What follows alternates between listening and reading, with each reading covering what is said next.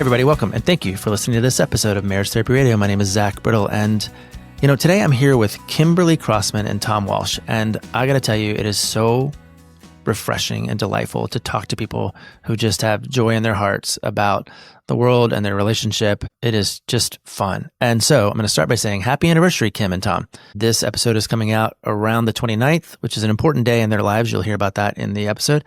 And I'm delighted to share part of their celebration journey. And yeah, it was really fun to hear about their story, to learn about some of the challenges that they've gone through. It was a little creepy to hear some of the overlap between their lives and relationship and my life and my relationship. And again, just a delight to hear people who are weathering challenges with as much joy and positive perspective as possible. Their baby is due soon. I wish them nothing but the best. I do hope it's a girl because girls are amazing. But even if it's not, they'll be great boy parents. They'll be great girl parents. I'm confident in it. I wanted to give you a heads up about something that's happening in November. Well, like I said, this is late October 2025. In November, I'm going to be rolling out a new format for Marriage Therapy Radio just for the month. I had a couple agree to come on and just basically participate in therapy over the course of a few episodes. So we'll run those in November, and you'll hear them work through some real issues in real time while I play podcast therapist. We are trying to give you a real intimate peek into behind the curtains of a real couple. And I just finished recording with them. I'm honored to have been able to do that. So again, we'll roll those out each week over the next 3 to 4 weeks. I just wanted to give you a heads up. And then we'll get back to some of our kind of regular interviews like we've been doing. There are a couple of them coming up in December that are very, very cool. And I can't wait to share them with you. But first, I'm going to share real life behind the scenes sort of therapeutic endeavor with a real couple who was generous and kind enough to give us a peek into their lives. Before that, we get to talk to Kim and Tom. Again, an absolute delight. This is a very cool conversation. Stick around. Where are you right now? On a couch in Santa Monica, Los Angeles, California. Because you guys are all over the place. You're, or at least emotionally. Mentally and emotionally. We travel a lot. Yes. Yeah. Well, we've had a whale of a time trying to schedule our time together. So, because Tom, you travel a lot, or do you live in different places? How does that work? Well, I'm sort of part time in New Zealand and America and other places around the world. Just depends on where the work is. Really, I go to wherever that is. We're here now. You're here now for a minute. Like you're here for a little while. Yeah, probably at least 7 days. Yeah. Yeah, another week. I've been here for about a month. So yeah. And then I'll head back to New Zealand for a couple of weeks and. Yeah, just commute. How do you manage? How do you figure that? How do you do that with each other? Well, it can be challenging. Obviously, I miss Kim a lot, but WhatsApp is really handy, and yeah, just we have a few rules too, like always say good morning, always say good night. Those kind of things. So, and we're kind of in touch with each other all day, every day. So. Because we like each other a lot. Yeah. So we have pretty good. We actually like talking to each other a lot.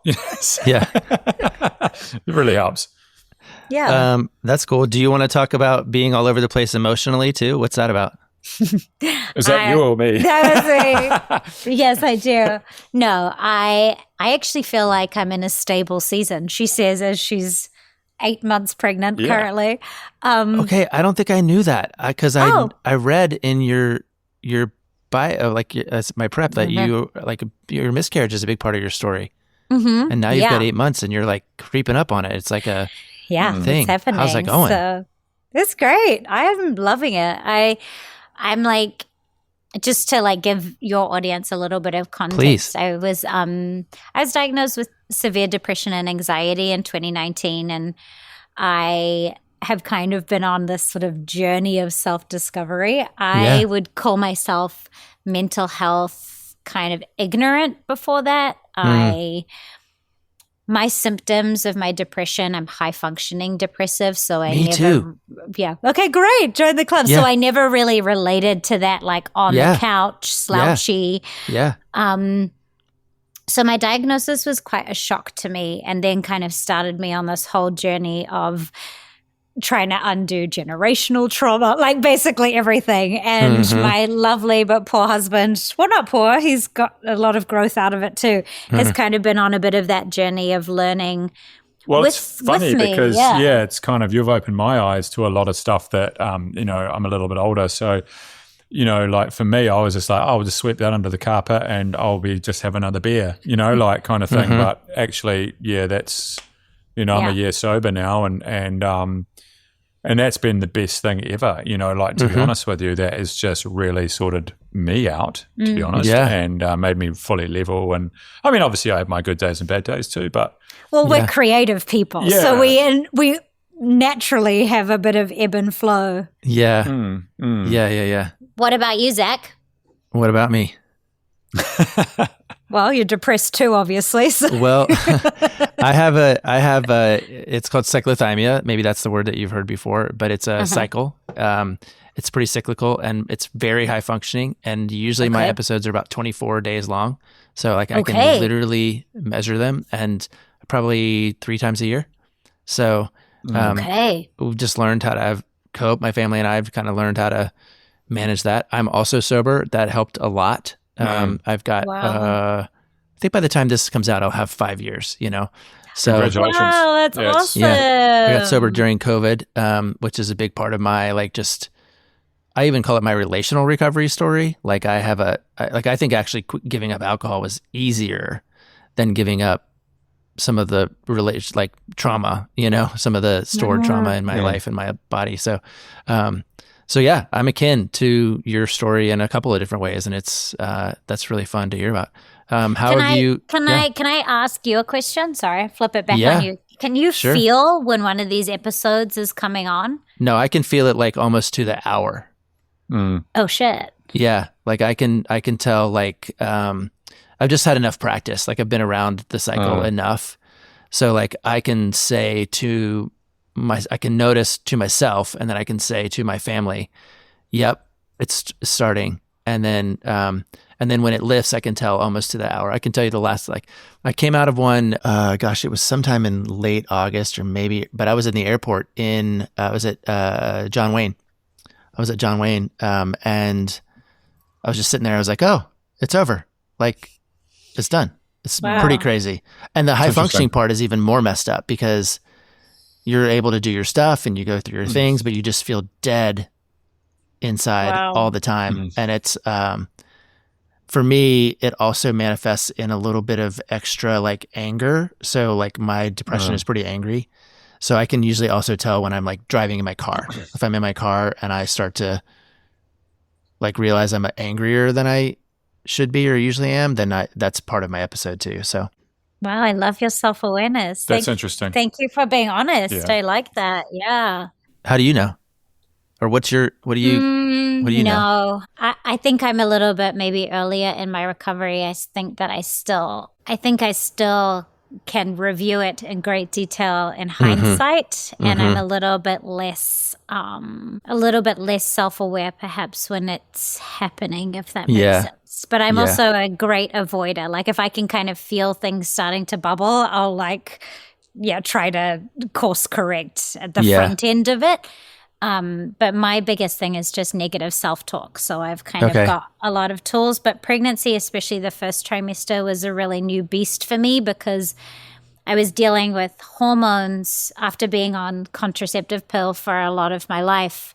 I hadn't experienced a lot of those hormone fluctuations for women. Sorry, boys, for a second. Yeah. I'll speak to your female audience, but like my natural cycle of emotions, I'd obviously been suppressing with medication for many years. So like learning to deal with the female natural hormones, then add in pregnancy hormones as well. I think I struggled with that a little bit because it made me feel like I sort of took 10 steps backwards, but it was just because it was dealing with a different beast, if that makes sense. Yeah, totally. Yeah. Where were you? Do you mind if I ask you about your miscarriage? Yeah. How far along were you when you miscarried? We were about 12 weeks, but the baby was only measuring 9. We had, which I don't think I would wish upon anyone, like a window of time that was stressful because we didn't miscarry like that. It was kind of like a window of things weren't quite right which felt like an eternity. So yeah, you guys, I know this story too. We had the same thing for us. Like we had this almost the exact same kind of miscarriage. I have two now. They're 18 and 22. Awesome. But in between the two, we lost one. And it's bizarre. How did you, like, what did you guys do? How did you respond to that? I'm especially also interested, Tom, in how do you respond to that? Because I had a very, very different experience than Rebecca did, because of course I hadn't connected to this baby at all. So I don't know if... Yeah, it's different for me too. It was sort of like, Kim was obviously carrying, and we talked a lot, but, for me, I didn't see any physical changes or anything like that. So I don't really, now I can feel the baby moving, so I'm more connected to it, and and it's sort of, it's more present, so it's I guess it's harder. You were more upset for me, you're more worried about me, probably. It was more about Kim than if that's. Mm-hmm. Well, it's an important step, because I skipped that step. Like I wasn't upset at all. I was like, oh, okay, I guess we're just not having a baby. And I moved on pretty fast. Well, and she did not. And it was a big rupture for the two of us, for sure. Yeah. I mean, for me, to be honest with you, that is kind of how I felt too. But Kim is right there. So no, don't want to be disrespectful, but you were great though. You allowed me a lot of grace to mourn it, I think. Yeah. And I connected with a lot of people who had gone through it, which I found really helpful. And I sought out some professional help as well, because I was grieving something that was very different than grieving someone who you know. You do know, but it's still grief. Oh, yeah. And so I think for me too, like I just assumed I was infertile a lot of my life. So like to have that experience and then feel like, oh, it will never happen again, or all these other things, like that was where I think Tom really stepped up and was helpful in supporting me, because I have a tattoo of a blueberry on my hip and things, like I felt really connected to that first pregnancy. It's the first time your body is doing that, Yeah. So what's the blueberry? We just called the baby blueberry because we found out when it was the size of a blueberry. Yeah. So it was exciting. But the thing is, it's kind of like I mean, after that, it was a bit of a journey, because, you did a few tests and things, and, there was some pretty negative test results. And what really concerned me was maybe that, Kim, and what broke my heart was that Kim might not be able to have children. There was that early sort of menopausal thing, and I have very low AMH. That was kind of more of a concern for me, and that's, like, I did get a little bit upset about that, more, because there might not be a future there for that. So that was, probably more concerning at the time, Yeah. Yeah. So when are you actually due? We've got 10 weeks-ish. Just shy of 10 weeks. So. Yeah. That's bonkers, man.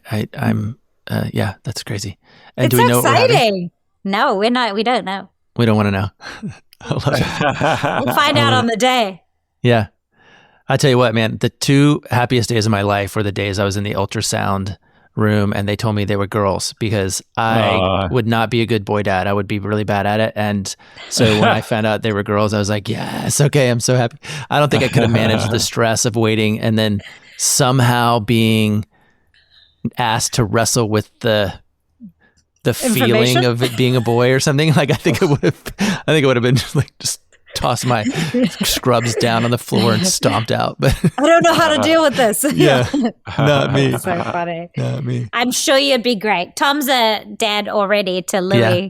He's a great boy dad. So you would be fine, I'm sure. I don't know. I'm glad I never had to test that theory, but talk to me about creativity. You said we're creative people, so there's an ebb and flow. Talk to me about that a little bit. What does it mean to you both? What does it mean to us? Well, you said it, so I want to. Yeah.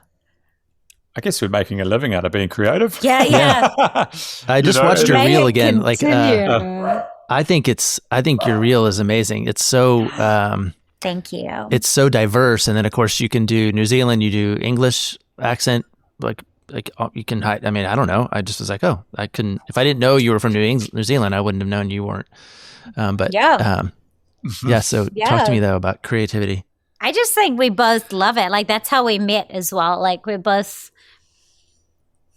I think, I don't know, we just like, we're curious people, you know? That's like what the main thing I fell in love with Tom for is like, he's curious, you know, and creative people are curious. They're problem solvers. They are attracted to the unattracted at times, like, you know, whatever that means. Like we can go to Venice and like most people will think like, ooh, gross, disgusting. But Tom and I are like, what bloody freaks. This is awesome. Like, you know, like there's so much. You mean Venice Beach, like California?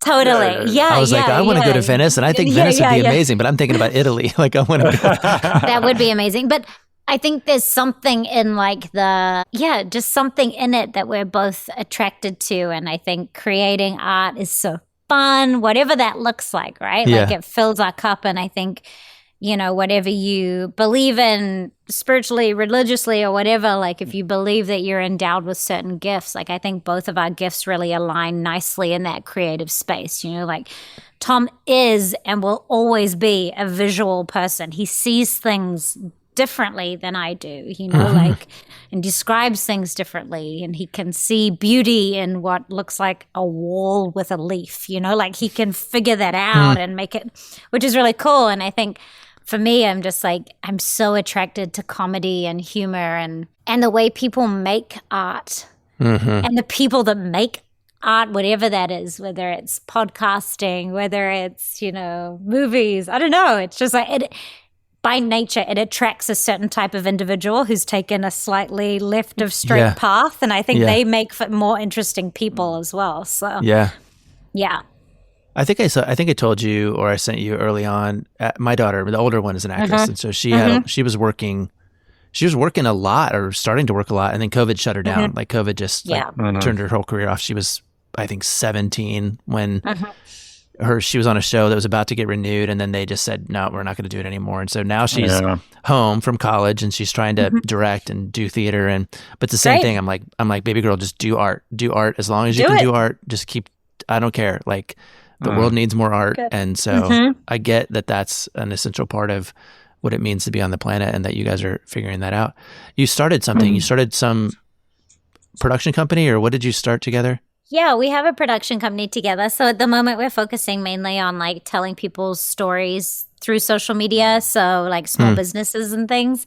We both come from families of small businesses. So trying to find a way that we can do our art for good. and champion other people's businesses and, you know, and making, just having a voice and telling their story creatively. Because, I mean, sometimes people, you know, they've got these amazing skills, but they might not know how to tell it themselves, you know, so like that's where we come in and we can help people to, you know, to sort of really get in touch with what they are that makes them different and what makes their product awesome and why they do it and why they love to do it. And I think the audience loves to hear about that when they want to buy something locally or buy something from them, you know, because they make it with heart or whatever, you know, they're really passionate about their product. And, you know, that's what we want to show. Yeah, we love it. And we like working together too. Like, I think we both have, I was about to say, we're both perfect, obviously. No, we're both, I think we both have blind spots in different areas, and that's where we kind of work well together. Like some of our skills overlap, but for the most part, they're quite uniquely different. I think that's what's cool too. Yeah, no, absolutely. What do you know about your blind spots? That Tom's better at them, so delegate. Like, I'm not a visual person. I mean, what are they? I'm like the laptop lady, so I'm also equal parts type A. So anything that's like admin related or email related or scheduling related or scripting related, I can find creativity in that. And Tom is visual through and through. So anything with words, I just don't do. No thanks. I got 35% of my school cert maths exam, which is like the big exams when you're like 15, and I failed miserably on the most basic things, but it didn't really matter to me because I've always wanted to be a cameraman, and it's all about visual, and for me, so I was happy to just follow that dream. And oh well, Yeah. But that's where I can thrive. And so then we kind of, in terms of like vision for something, Tom can come at it from a completely different lens. Yeah. So, which is really cool. What are you bad at? Like as a couple, like if you're good at this, Like that, and the other both thing. of us? Well, as a couple, like we're not good at this. Like this is a hard thing for us. Notes?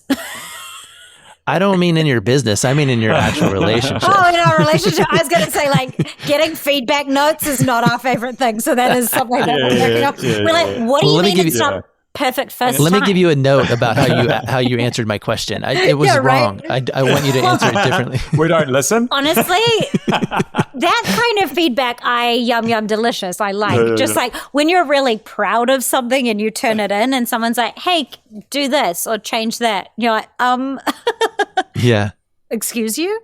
So we do it, obviously.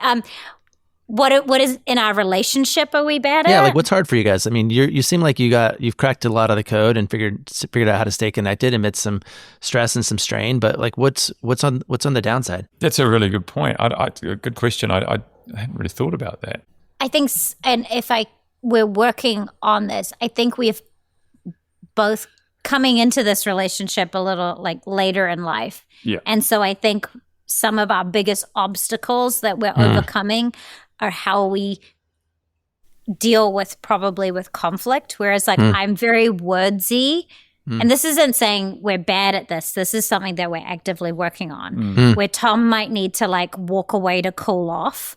That triggers my like abandonment issues. And so point. Like, I think that like our coping mechanisms in conflict are not directly aligned, if that makes sense. So like, whose do you cater to in heated do you know what it does that make sense? That's true. Like, and I've got something to add to that too. Yeah.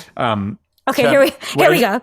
Yeah, the floodgates are now open. No, it's funny because this is not my first rodeo. Yeah. Hold on. So Kim likes to sort of like celebrate our anniversary every month. Yes. So, and every time we need to write a card, and like whenever we travel, if Kim's leaving to the airport, we have to write cards to each other.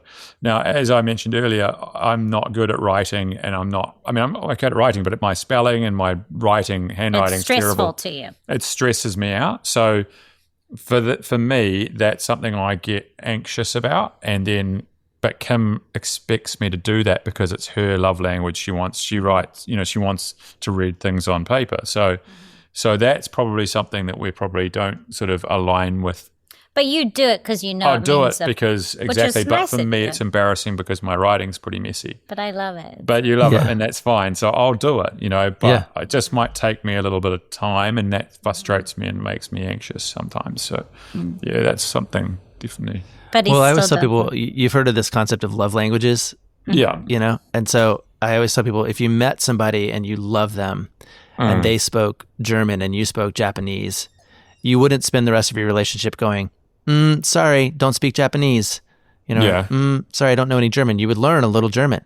Yeah. Or you would learn a little Japanese in order to speak to your partner in the language they understood and made them feel comfortable and safe. And so that's what I think that effort is. Just kind of go, I don't know how to write, and I'm not that into it, but I can learn a little Japanese. It's no big deal. No, absolutely. No, of course. Yeah. No, and I do think that the effort piece is probably something that we both were lacking, or if I can speak honestly, I don't want to, maybe that's not the right way of putting it. Something we were looking for that I think we met, and our effort in each other. Like Tom made me this amazing dinner last night at like 8:30 because like that is such a kind thing that he will do. See, to me, that's my heaven. I love cooking.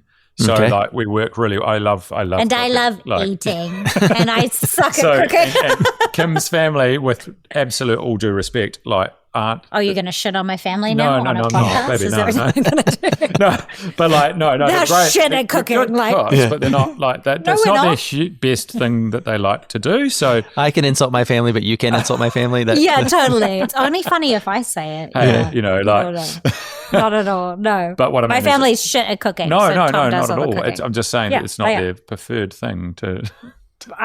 Anyone who knows my family knows that we're a heat and eat family. We're not cooks. So I love cooking for them, and for them they're like, why do you but I just for me that's my love language, and I really enjoy it. And for me it's nothing really. I don't think it's anything. It's more of but they really benefit and they love it. So I'm really pleased that that's all worked out. But what we're good at is just being like super intense and all about whatever you're doing. We're like the cheerleady family. So like that's what's been cool. In addition to Tom and his son Louis's lives, is we're like, we don't come as one, we come as like 13 of us, and we're like, we'll show up to everything. Yeah. So. That's pretty rad. Yeah. How old is Louis? Louis is nearly 10. Okay. And do you play mom? Do you play stepmom, or how's that work for you guys? Yeah, I have a great stepmom. Stepmom of the year. Yeah. I love it. I feel very fortunate that I've had some amazing step parents in my life. So I had a lot of great relationships to mirror off, if that makes sense. And being a stepchild to a lot of people also taught me a lot of lessons. So Louis and I are great. We have an awesome relationship. They're the best ever relationship. It's fantastic. Yeah, he's awesome. So where does he live? New Zealand. Yeah. Is there anything, I meant to ask this question at the top, is there anything that we should know about the difference between, say, New Zealand marriage and American marriage? Is there a thing? Is there a culture? Is it still pretty Western, or like is there like a no? These are different in this way. I don't know. I guess the only thing would be is that y'all do a lot more fanfare in the build up for bride. Like you have a bridal shower and bachelor. Like there's a lot of more things and stuff. Maybe so the wedding is different. Yeah, the process, but in terms of like marriage and relationships, I don't know. Yeah, maybe y'all have Jesus at the center of it a little bit more probably than sometimes, New Zealand. Yeah, in some cases. Is he not such a big deal in New Zealand? Not really. Yeah. I mean, there's definitely to some religion, people. but like some people are, but I think us Kiwis like to keep our business, like our business. So like I think that's, people don't like to talk too much and kind of keep to themselves a bit. So like we've got a thing called tall poppy syndrome. So if you sort of, oh, we're so great, we're going to have this amazing wedding, everyone's a bit like, oh, like, why do you think you're so great? Yeah. Which is also why we don't really fit in there very well, because we're like, we are awesome. We're the greatest. Yeah. How does New Zealand feel about Australia? Oh, they're awesome. Oh yeah. My dad grew up in Australia, so I love the Aussies. And I think there's like healthy competition, but honestly, it's more like something to do. I don't think there's any real rivalry there. I think it came down to it. We're full on. We're brothers and sisters, big time. But I think there's a good, healthy rivalry there in sports. Yeah. Like we're better at rugby than them, and hopefully cricket. But the Aussies will disagree with that, and we sort of invented a thing called pavlova, which is like a cake. And they reckon they did. And there's a few things like that. Really intense kind of, issues that you can see. Tom, how did you decide to get sober? And Kim, you use the phrase "in my sobriety." Are you also sober? Like, or is that something that's true of the two of you? And how did you come to that spot in your lives? Yeah. Well, I just got a bit tired of it, actually, to be honest. I've been a cameraman for 20 odd years and, on the road a lot. And I kind of, I just sort of, I grew up in a hospitality background. My parents had restaurants. My dad loved a few wines in the evenings. And he passed away a few years back now, but passed away of primary liver cancer. So, and I would say a lot of that's probably contribute to, to good living, we could say. And I sort of looked at my own habits and thought, if I don't sort of pull my head in, then maybe that's something that, might be in my future, perhaps. So I decided to pull the pin on it. And to be honest with you, I just got over it. I just didn't enjoy being drunk anymore. I didn't enjoy hangovers. I found them a real struggle. I started getting fit. I went going to the gym, and that was more of a priority for me, and I couldn't do that hungover. I just wanted to be, and I know this sounds a bit cliche, but I just really wanted to be the best I could be, and I found I would get ratty and a little bit argumentative with Kim sometimes because I was hungover or whatever. And I was just like, you know what? Like, I don't think this, I don't want this for my family. Like, I don't want to be that guy stomping around being a bit of a dick, So I decided to sort of pull my head in and stop it and see how I went with it. And it changed everything. Honestly, it just, for me, it really, I do miss a glass of wine every now and again for sure. But, I really love waking up in the morning knowing I'm going to be, I'm going to have a great day. That's what really did it for me. And a nice, fairly level head, Yeah.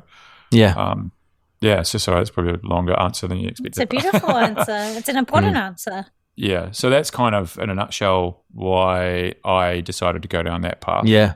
Cool. What about for you? Yeah. When Tom's like, I'm going to not drink for a bit, I just said, I'll do it with you. I have alcoholism in my family, so I've always actually kind of steered more towards sobriety for a lot of my life out of fear that's in my DNA.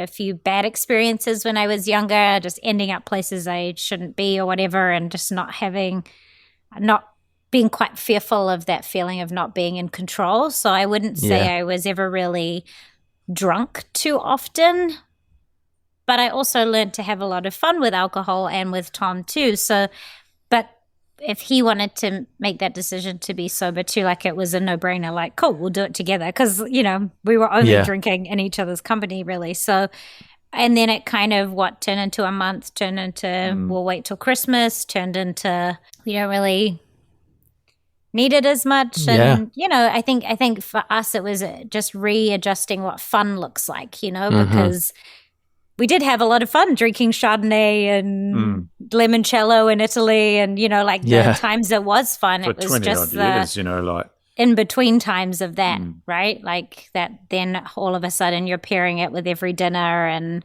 and I can't I can't deal with hangovers. So I've had to pull over a few times and Kim's vomiting. I can't handle. Like I'm not built like the rest of my family, so.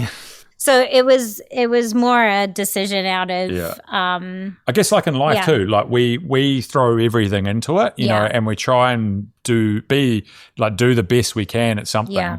So I think when we're having a few drinks, we like to have a few drinks too, you know, like it's kind of like I think that's kind of so it can be quite dangerous with that kind of you know, kind of zest like, for life, so to speak. Now we have different fun. We have ceremonial grade cacao and watch gold mining at night time. Yeah. We're great. You watch gold mining? Is that a show? Yeah. It's a lifestyle, Zach. It's a lifestyle. Yeah. Yes. You haven't tried it? I have no idea what you're talking about. Just gold mining shows. Americans finding gold. I don't know. Y'all are crazy. You're not kidding. That's seriously what you watch. No. That's what we watch. Because I quite like gold mining years ago, and there's lots of great shows, but there's one particularly, Bering Sea Gold. I love it, and just some. It's our drug of choice. Yeah. So we just like to sit down and watch and cuddle on the couch and drink soda water, cacao. Yep, ceremonial grade cacao, and a little bit of dark chocolate or something, you know, as a treat, and just sit there and just watch some good quality television, you know. Like, go to bed by 9:30. Yeah, wake up at 5. Let's fucking go. Start all over. All right. So next is your baby. And then what else is on the agenda? You got projects coming up? Are you doing anything? Yeah, we have in New Zealand we say fingers and pies. Americans, you guys say balls in the air. Okay. So, just so your audience doesn't get a graphic of us fingering pies. But there you go. We're in a weird kind of situation in life where, you know, our industry, along with many others, is changing dramatically. We don't want to pivot away into anything else. We love what we do. So we're kind of just casting the net a little wider, being really open creatively to different things, different approaches. Like I said, we're doing social media stuff. Tom just submitted for some short film funding. So we're doing documentary. We've got so much going on. Yeah. Everything and nothing. Does that make sense? We're like, cast the worst business advice. We just cast the net really wide and see kind of what sticks. Yeah. And, I think we'll that's figure great it advice. out. Like, I think it's like, you just figure out what we don't know what's going to happen. Well, I think that's where the industry is. It's like no one knows the path where we're going yet. So you take in all these paths at the same time and just trying to figure out which one's going to yield fruit. You know what I mean? So, yeah, I think that's kind of what we're doing, really. But, I mean, to the core, we're creators, you know, and creatives. So, yeah, I think that's ultimately what we're doing. And I think everyone needs content. Like, people need to be entertained. People need to advertise their businesses, whatever. So, you know, we've been doing it for 20-odd years now. So, you know. You've said that a couple times. We've been doing it. That's not how long you've been together, 20-odd years. No, sorry, that's how long we've both been in the industry. In the business, yeah. We've been together 3 years and 5 months. I would know. I celebrate every month. What's the day? Is there a day? Like tattooed on your foot. 29th of the 29th of every month. But yeah, the 29th of every month we get a card of some sort. Yeah. Yeah. Right on. Yeah. Step it up, Zach. You gotta. No, we're like my wife's birthday is tomorrow, and if I remember to call her, I'll be a hero. She's oh my gosh, she's out of town this weekend, so I won't see her tomorrow. But set an alarm. You have to call her. I know. Maybe just send me a reminder. Task it out on your totally on my calendar laptop. Yeah, sure. Like Zach, don't forget to call Rebecca for her birthday. Yeah. It's quite handy. Kim's got it tattooed on her ankle, like the date. So if I'm always a bit, that's right. Yeah. What day is it? The 29th. Yeah, and then you're all set except for February, but then you're covered every 4 years or so. What was the 29th? Is that the day you got married? The day you met? The day you? Both. The day that Tom asked me out, and then the day we got married 2 years later. Okay. I had to actually ask her out. Like, it was quite an interesting thing for me because I'm a bit old school. And it was like we sort of technically weren't official until I actually asked her, like, will you be my girlfriend? Which was, so that was pretty neat. So I'm a millennial. I spent too much of my 20s being like, is this a thing? I'm like, no, I want clarity, confirmation and clarity. Yeah, what do they call that? A situationship? Yeah, I'm not doing that. Not interested.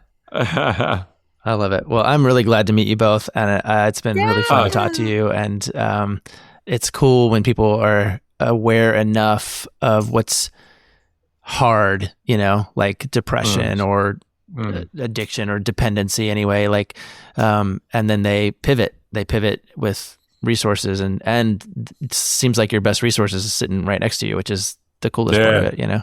That's it. So, yeah, it's lovely. Absolutely. Well, thanks for having us, Zach. I really appreciate it.